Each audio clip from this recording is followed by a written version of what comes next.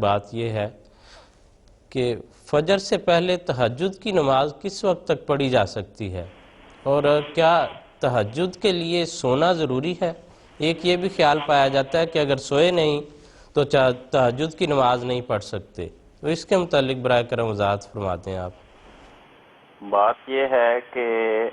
عشاء کی نماز کا وقت نصف رات تک ہوتا ہے، اور تہجد کے عربی زبان کے لحاظ سے لفظی طور پر لغوی معنی یہ ہیں کہ سو کر اٹھنا۔ عام انسانی فطرت بھی یہی ہے کہ وہ عشاء کے بعد تھوڑی دیر جاگے گا یا کام کرے گا پھر سو جائے گا، تو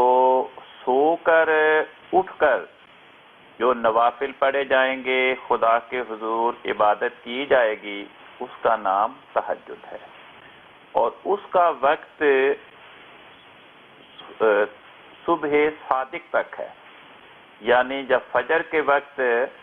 تاریکی اور روشنی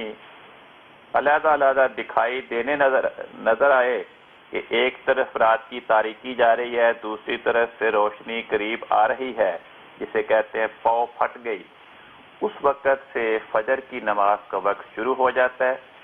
اور تہجد کی نماز کا وقت ختم ہو جاتا ہے۔ باقی اگر کوئی انسان ایسا ہے کہ مثلا رات وہ کسی کام میں مصروف رہا،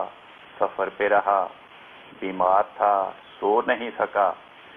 اور جب نصف رات گزر جائے، رات کا آخری حصہ آ جائے اور وہ نوافل ادا کرنا چاہے، تو بغیر سونے کے اس وقت نوافل کی ادائیگی کی ممانعت مجھے کہیں مل نہیں سکی۔ تو اصل تو بنیادی بات یہ ہے کہ تہجد کے لفظ کے بنیادی معنی ہی یہ ہیں کہ سو کر اٹھنا،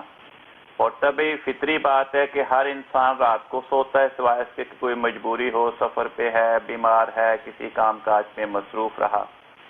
تو جو مجبوری کی شکل میں نہیں سو سکا، اگر وہ تہجد کے وقت عبادت کرنا چاہے تو اس کی شریعت نے ممانعت کہیں نہیں کی۔ ٹھیک ہے۔